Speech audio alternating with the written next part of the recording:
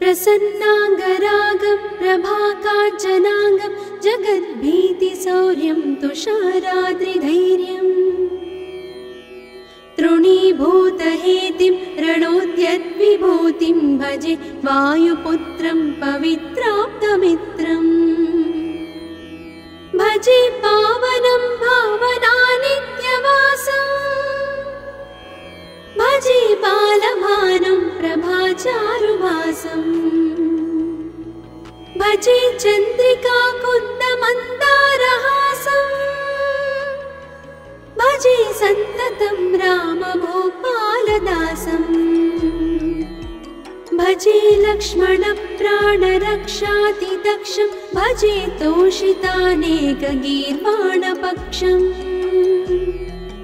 भजे घोरसङ्ग्रामसीमाहताक्षं भजे रामनामादिसम्प्राप्तरक्षम् कृताभीलनादं क्षितिक्षिप्तपादम् घनक्रान्तभृङ्गं कटिस्थोरुजङ्घम् वियद्व्याप्तकेशं भुजाश्लेषितास्मम् जयश्रीसमेतं भजे रामदूतम् जलद्वालघातं भ्रमच्चक्रवालं कठोराट्टहासं प्रभिन्नाब्जजाण्डम् महासिंहनादाद्विशीर्णत्रिलोकं भजे आञ्जनेयं प्रभुं वज्रकायम् रणे भीषणे मेघनादे सनादे सरोषे समारोपिते मित्रमुख्ये खगानां घनानां सुराणां च मार्गे नतं तं वहं तं हनुमन्तमीडे कनद्रत्नजम्भारिदम्भोळिधारं कनद्दन्तनिर्धूतकालोग्रदन्तम् पदाघातभीताब्धिभूताधिवासं रणक्षोणिदक्षं भजे पिङ्गळाक्षम् महाग्राहपीडा महोत्पातपीडा महारोगपीडा महातीव्रपीडा हरत्यासुते पादपद्मानुरक्तो नमस्ते कपिश्रेष्ठ रामप्रियो यः सुधा सिन्धुमुल्लङ्घ्य नादोग्रदीप्तः सुधा चौषधीस्ता प्रगुप्तप्रभावः षडद्रोणशैलस्य सारेण सेतुं विना भू स्वयं कः समर्थः कपीन्द्रः निरातङ्कमाविश्य लङ्कां विसङ्गो भवानेव सीतातिशोकापहारी समुद्रान्तरङ्गादिरौद्रं विनिद्रम् विलङ्घ्योरुजङ्घस्तुता मर्त्यसङ्घः रमानाथ रामः क्षमानाथ रामः अशोकेन शोकं विहाय प्रहर्षम् वनान्तर्घनं जीवनं दानवानं विपाट्य प्रहर्षात् हनुमान् त्वमेव जराभारतो भूरिपीडां शरीरे निराधारणारूढगाढप्रतापे भवत्पादभक्तिं भवद्भक्तिरक्तिं कुरु श्रीहनुमत्प्रभो मे दयाळो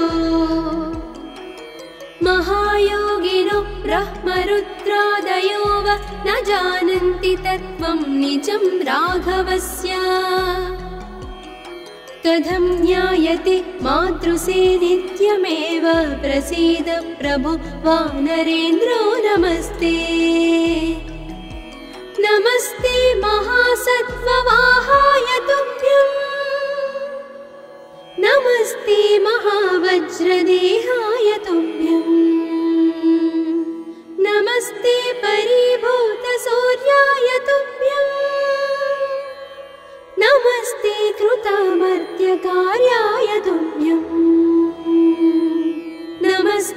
सदा ब्रह्मचर्याय तुभ्यं नमस्ते सदा वायुपुत्राय तुभ्यम्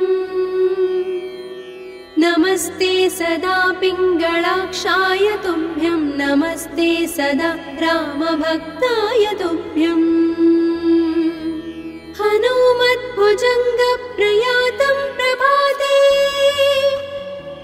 प्रदोषेऽपि वाचार्थरात्रेऽपि मध्यः पठन्नस्नतोऽपि प्रमुक्ताघजालः सदा सर्वदा रामभक्तिं प्रयाति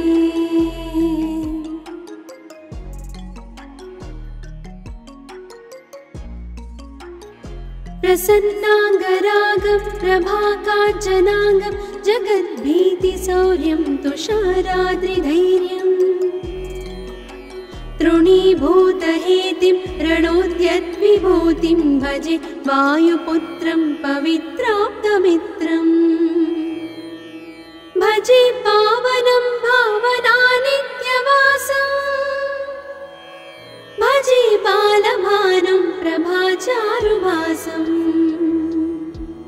भजे चन्द्रिकाकुन्दमन्दारहासम् भजे सन्ततं रामभूपालदासम् भजे लक्ष्मणप्राणरक्षातिदक्षं भजे तोषितानेकगीर्वाणपक्षम् भजे घोरसङ्ग्रामसीमाहताक्षं भजे रामनामादिसम्प्राप्तरक्षम्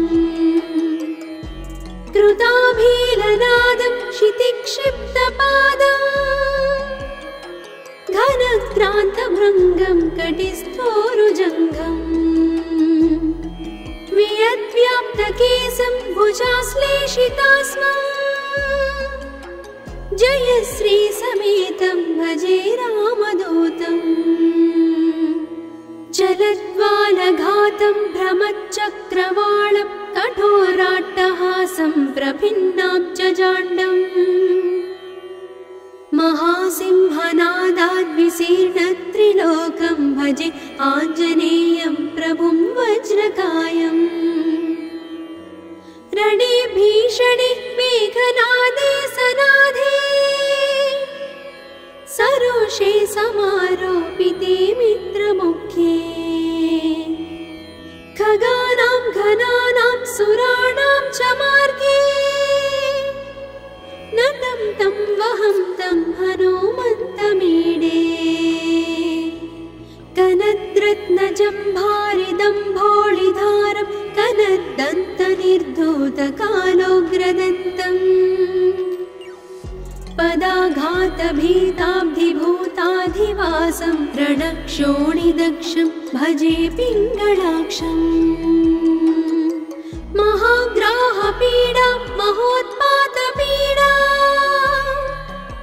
महारोगपीडा महातीव्रपीडा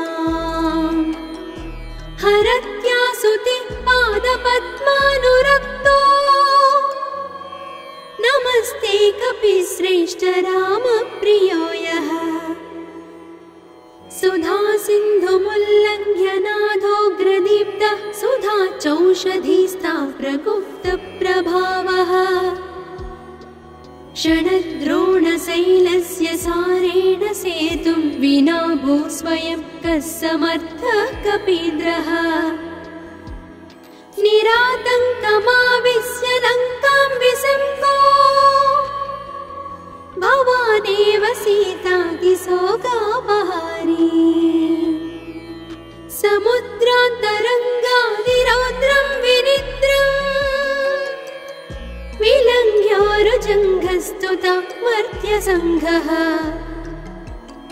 रमानाथ रामः क्षमानाथ रामः अशोकेन शोकं विहाय प्रहर्षम् वनान्तर्घनं जीवनं दानवानं विपाट्य प्रहर्षात् हनुमान् त्वमेव जराभारतो भूरिपीडां शरीरे निराधारणारूढगाढप्रतापे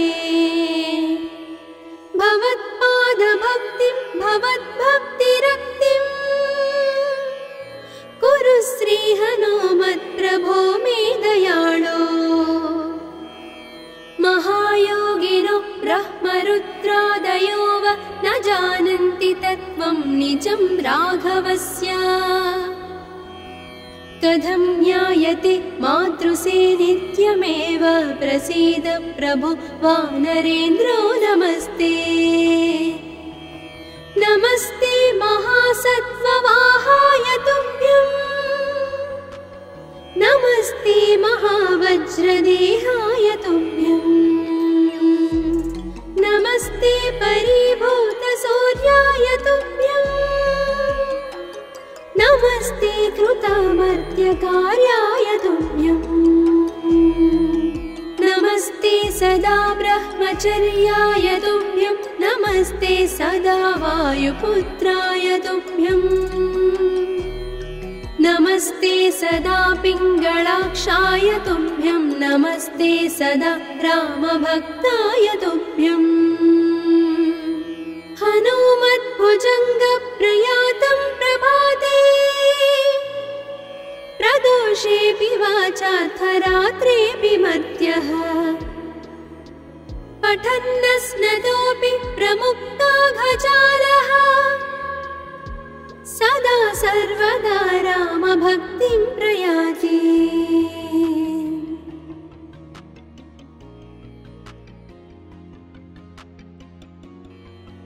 प्रसन्नाङ्गरागं प्रभाकाञ्चनाङ्गं जगद्भीतिशौर्यं तुषाराद्रिधैर्यम् तृणीभूतहेतिं रणोद्यद्विभूतिं भजे वायुपुत्रं पवित्राप्तमित्रम् भजे पावनं भावनानित्यवासम् भजे बालभानुं प्रभाचारुभासम् भजे चन्द्रिका कुन्दमन्दारहासम् भजे सन्ततं रामभूपालदासम् भजे लक्ष्मणप्राणरक्षातिदक्षं भजे तोषितानेकगीर्वाणपक्षम् भजे घोरसङ्ग्रामसीमाहताक्षं भजे रामनामातिसम्प्राप्तरक्षम् कृताभीलनादं क्षितिक्षिप्तपादम् घनक्रान्तभृङ्गं कटिस्थोरुजङ्घम् वियद्व्याप्तकेशं भुजाश्लेषितास्मम् जयश्रीसमेतं भजे रामदूतम् चलद्वालघातं भ्रमच्चक्रवालं कठोराट्टहासं प्रभिन्नाब्जजाण्डम् महासिंहनादाद्विशीर्णत्रिलोकं भजे आञ्जनेयं प्रभुं वज्रकायम्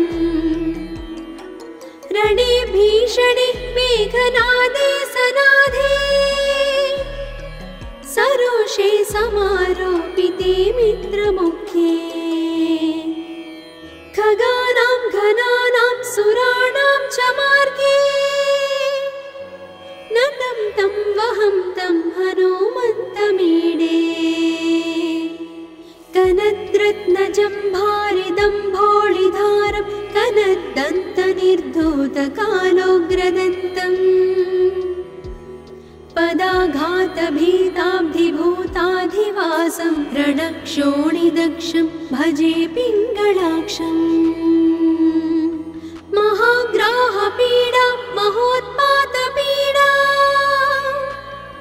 महारोगपीडा महातीव्रपीडा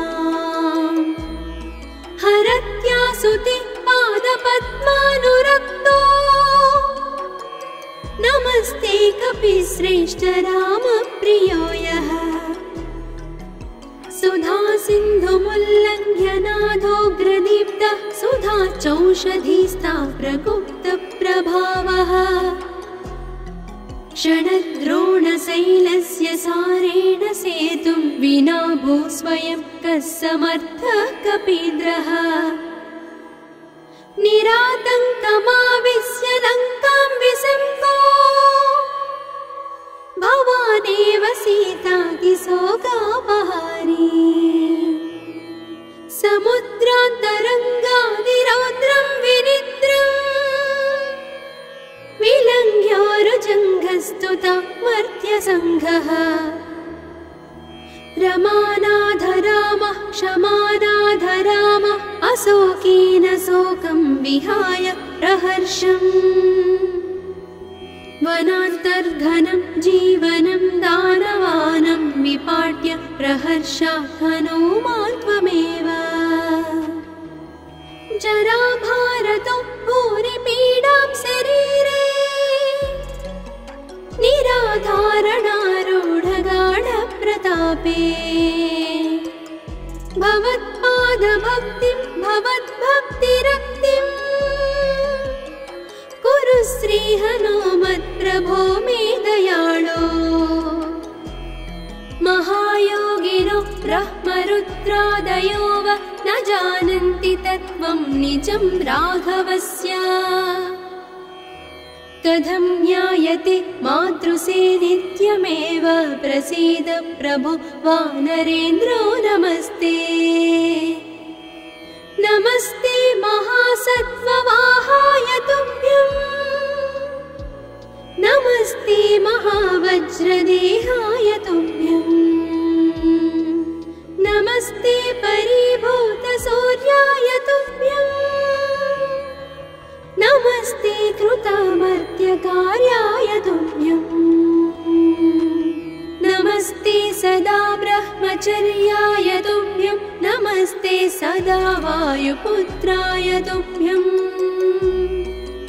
नमस्ते सदा पिङ्गळाक्षाय तुभ्यं नमस्ते सदा रामभक्ताय तुभ्यं हनुमद्भुजङ्गप्रयातं प्रभाते प्रदोषेऽपि वाचार्थरात्रेऽपि मर्त्यः पठन्नस्नतोऽपि प्रमुक्ताघजालः सदा सर्वदा रामभक्तिं प्रयाति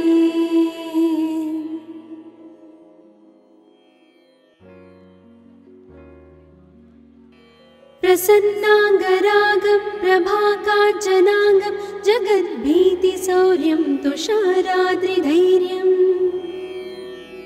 तृणीभूतहेतिं रणोद्यद्विभूतिं भजे वायुपुत्रं पवित्राप्तमित्रम् भजे पावनं भावनानित्यवासम्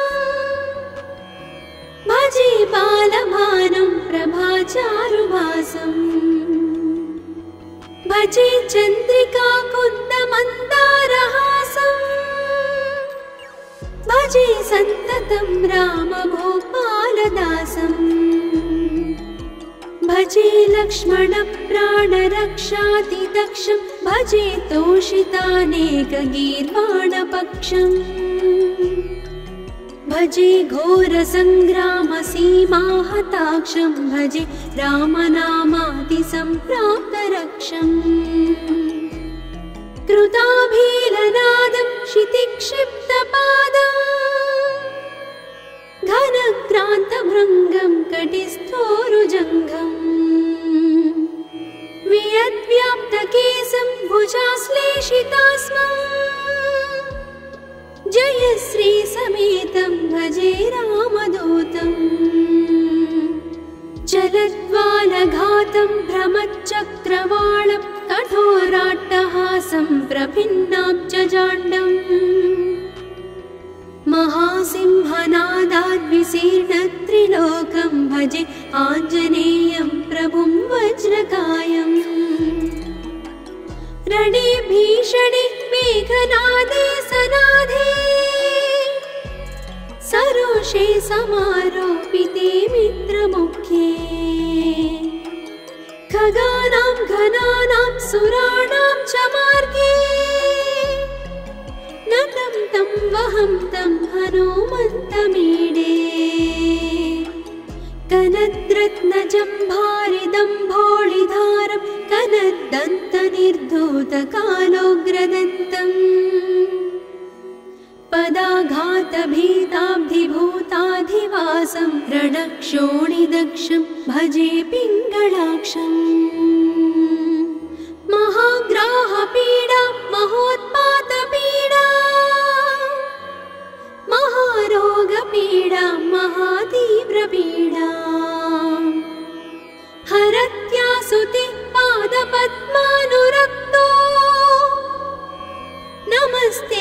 कपिश्रेष्ठ रामप्रियो यः सुधा सिन्धुमुल्लङ्घ्य नादोग्रदीप्तः सुधा चौषधीस्था प्रगुप्तप्रभावः षडद्रोणशैलस्य सारेण सेतुं विना भू स्वयं कः समर्थः कपीन्द्रः निरातङ्कमाविश्य लङ्कां विसम्भो भवानेव सीतातिशोकापहारी समुद्रान्तरङ्गादिरौद्रं विनिद्रम् विलङ्घ्योरुजङ्घस्तुता मर्त्यसङ्घः रमानाधरामः क्षमानाधरामः अशोकेन शोकं विहाय प्रहर्षम् वनान्तर्घनं जीवनं दानवानं विपाट्य प्रहर्षात् हनूमान् त्वमेव जराभारतो भूरिपीडां शरीरे निराधारणारूढगाढप्रतापे भवत्पादभक्तिं भवद्भक्तिरक्तिं कुरु श्रीहनुमत्प्रभो मे दयाळो महायोगिनो ब्रह्मरुद्रादयो वा न जानन्ति तत्त्वं निजं राघवस्य कथं ज्ञायते मातृसे नित्यमेव प्रसीद प्रभो वानरेन्द्रो नमस्ते नमस्ते महासत्त्ववाहाय तुभ्यम् नमस्ते महावज्रदेहाय तुभ्यम् नमस्ते परिभूतसूर्याय तुभ्यम् नमस्ते कृतामर्त्यकार्याय तुभ्यम्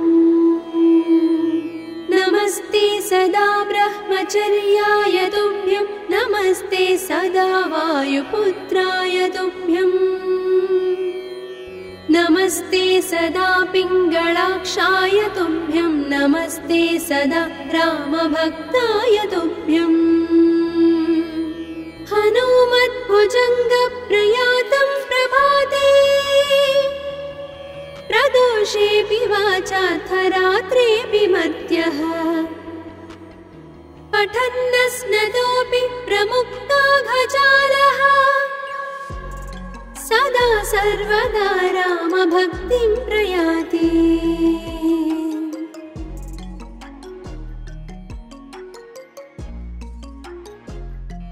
प्रसन्नाङ्गरागं प्रभाकाञ्चनाङ्गं जगद्भीतिशौर्यं तुषाराद्रिधैर्यम् तृणीभूतहेतिं रणोद्यद्विभूतिं भजे वायुपुत्रं पवित्राप्तमित्रम् भजे पावनं भावनानित्यवासम् भजे बालभानुं प्रभाचारुभासम् भजे चन्द्रिका कुन्दमन्दारहासम् भजे सन्ततं रामभूपालदासम्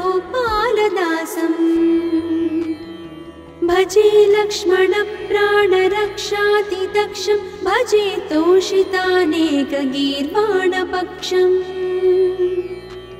भजे घोरसङ्ग्रामसीमाहताक्षं भजे रामनामातिसम्प्राप्तरक्षम् कृताभीलनादं क्षितिक्षिप्तपादम् घनक्रान्तभृङ्गं कटिस्थोरुजङ्घम् वियद्व्याप्तकेशं भुजाश्लेषितास्मम्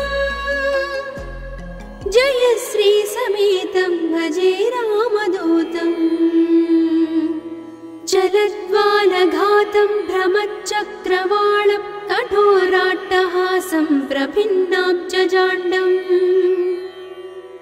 महासिंहनादाद्विशीर्णत्रिलोकं भजे आञ्जनेयं प्रभुं वज्रकायम् रणे भीषणे मेघनादे सनादे पाशे समारोपिते मित्रमुख्ये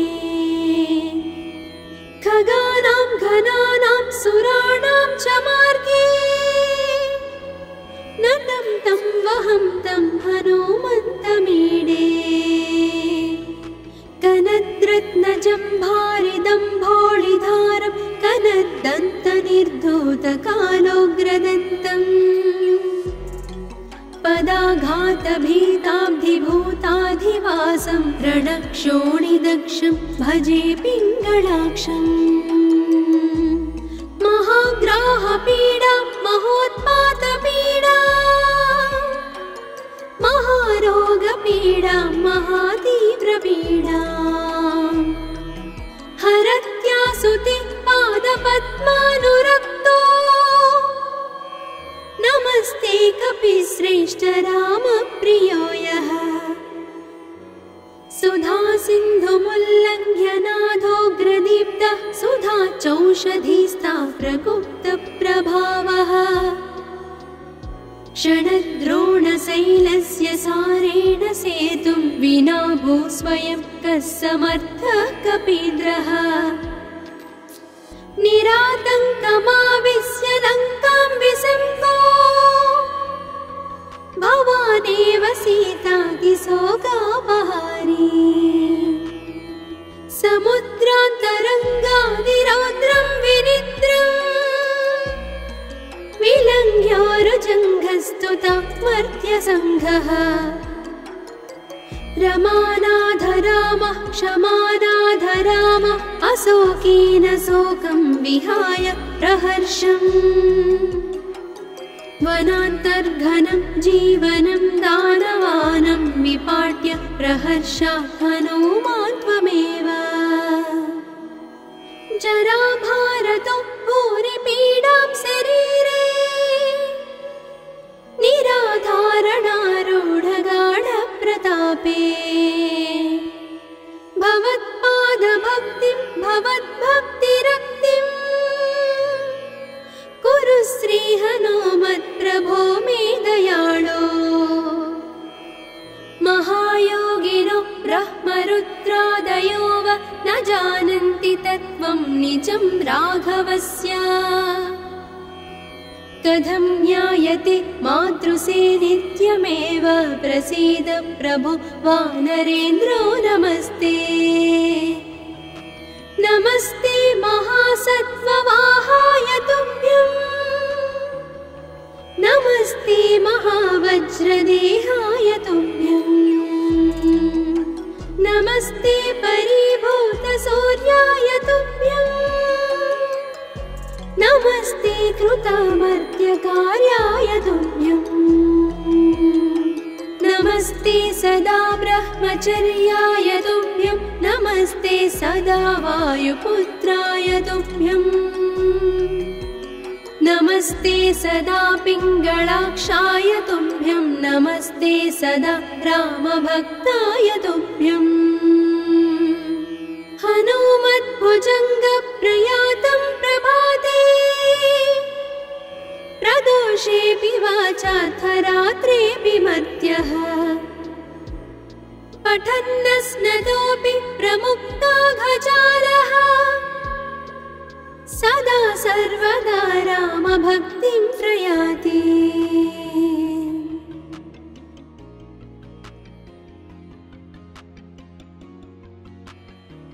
प्रसन्नाङ्गरागं प्रभाकाञ्चनाङ्गं जगद्भीतिशौर्यं तुषाराद्रिधैर्यम् तृणीभूतहेतिं रणोद्यद्विभूतिं भजे वायुपुत्रं पवित्राप्तमित्रम् भजे पावनं भावनानित्यवासम् भजे बालभानुं प्रभाचारुभासम् भजे चन्द्रिकाकुन्दमन्दारहासम् भजे सन्ततं रामभूपालदासम् भजे लक्ष्मणप्राणरक्षातिदक्षं भजे तोषितानेकगीर्वाणपक्षम् भजे घोरसङ्ग्रामसीमाहताक्षं भजे रामनामातिसम्प्राप्तरक्षम् कृताभीलनादं क्षितिक्षिप्तपादम् घनक्रान्तभृङ्गं कटिस्थोरुजङ्घम् वियद्व्याप्तकेशं भुजाश्लेषितास्मम् जयश्रीसमेतं भजे रामदूतम् चलद्वालघातं भ्रमच्चक्रवालं कठोराट्टहासं प्रभिन्नाब्जजाण्डम् महासिंहनादाद्विशीर्णत्रिलोकं भजे आञ्जनेयं प्रभुं वज्रकायम् रणे भीषणे मेघनादे सनादे सरोषे समारोपिते मित्रमुखे खगानां घनानां सुराणां च मार्गे नतं तं वहं तं हनुमन्तमीडे कनद्रत्नजम्भारिदम्भोळिधारं कनद्दन्तनिर्धूतकालोग्रदन्तम् पदाघातभीताब्धिभूताधिवासं रणक्षोणिदक्षं भजे पिङ्गळाक्षम् महाग्राहपीडा महोत्पातपीडा महारोगपीडा महातीव्रपीडा हरत्यासुते पादपद्मानुरक्तो नमस्ते कपिश्रेष्ठ रामप्रियो यः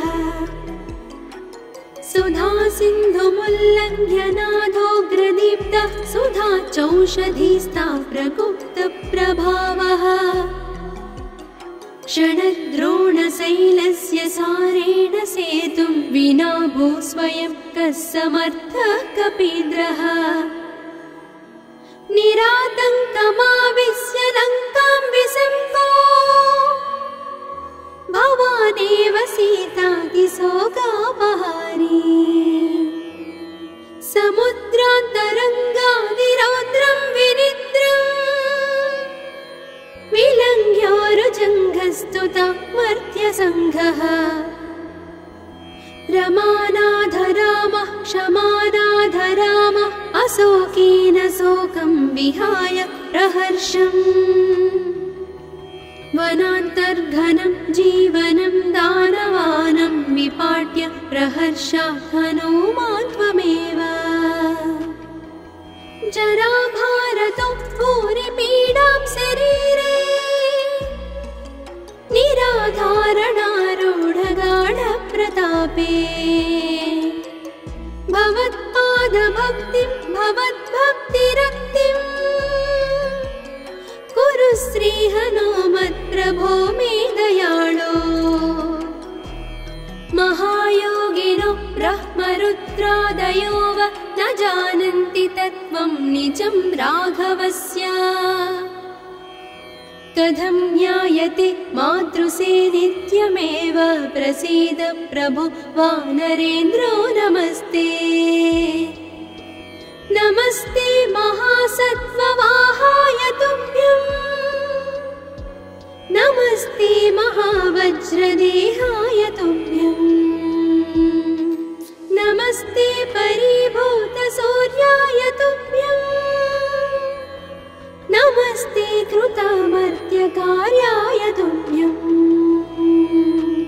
नमस्ते सदा ब्रह्मचर्याय तुभ्यं नमस्ते सदा वायुपुत्राय तुभ्यम् नमस्ते सदा पिङ्गळाक्षाय तुभ्यं नमस्ते सदा रामभक्ताय तुभ्यम् हनुमद्भुजङ्गप्रयातं प्रभाते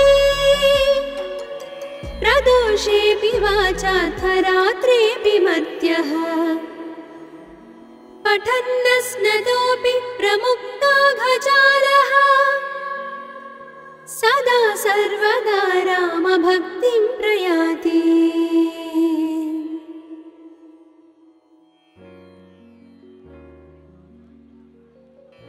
प्रसन्नाङ्गरागं प्रभाकाञ्चनाङ्गं जगद्भीतिशौर्यं तुषाराद्रिधैर्यम्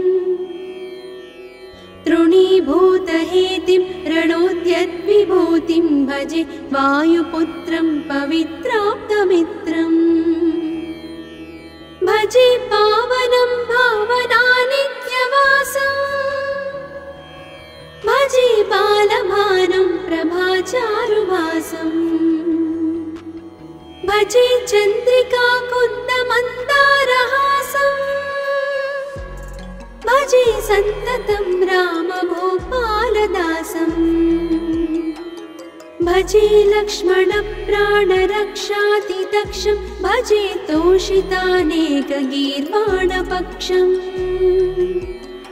भजे घोरसङ्ग्रामसीमाहताक्षं भजे रामनामातिसम्प्राप्तरक्षम् कृताभीलनादं क्षितिक्षिप्तपादम् घनक्रान्तभृङ्गं कटिस्थोरुजङ्घम् वियद्व्याप्तकेशं भुजाश्लेषितास्मम् जयश्रीसमेतं भजे रामदूतम् जलद्वालघातं भ्रमच्चक्रवालं कठोराट्टहासं प्रभिन्नाब्जजाण्डम् महासिंहनादाद्विशीर्णत्रिलोकं भजे आञ्जनेयं प्रभुं वज्रकायम् रणे भीषणे मेघनादे सनाधे सरोषे समारोपिते मित्रमुख्ये खगानां घनानां सुराणां च मार्गे नतं तं वहं तं हनुमन्तमीडे कनद्रत्नजम्भारिदम्भोळिधारं कनद्दन्तनिर्धूतकालोग्रदन्तम् पदाघातभीताब्धिभूताधिवासं रणक्षोणिदक्षं भजे पिङ्गळाक्षम्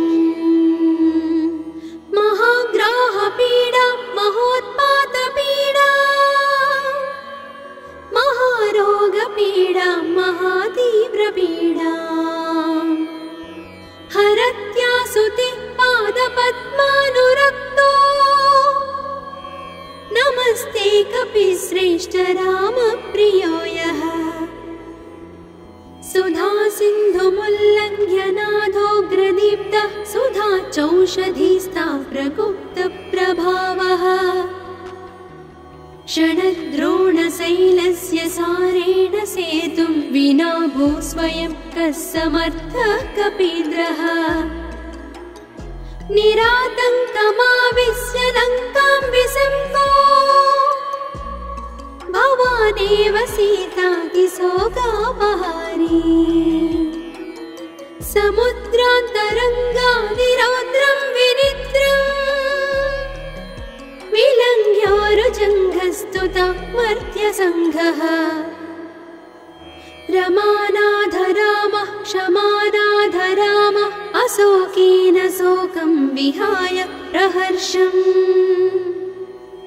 वनान्तर्घनं जीवनं दानवानं विपाट्य प्रहर्षात् हनुमान् त्वमेव जराभारतो भूरिपीडां शरीरे निराधारणारूढगाढप्रतापे भवत्पादभक्तिं भवद्भक्तिरक्तिं कुरु श्रीहनुमत्प्रभो मे दयाळो महायोगिनो ब्रह्मरुद्रादयो वा न जानन्ति तत्त्वं निजं राघवस्य कथं ज्ञायते मातृसे नित्यमेव प्रसीद प्रभो वानरेन्द्रो नमस्ते नमस्ते महासत्त्ववाहाय तुभ्यम् नमस्ते महावज्रदेहाय तुभ्यम्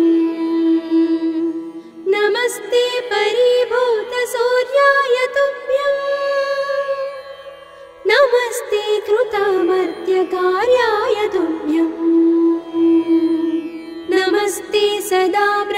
परिचर्याय तुभ्यं नमस्ते सदा वायुपुत्राय तुभ्यम् नमस्ते सदा पिङ्गलाक्षाय तुभ्यं नमस्ते सदा रामभक्ताय तुभ्यम् हनुमद्भुजङ्गप्रयातं प्रभाते प्रदोषेऽपि वाचार्थरात्रेऽपि मध्यः पठन्नस्नतोऽपि प्रमुक्ताघजाल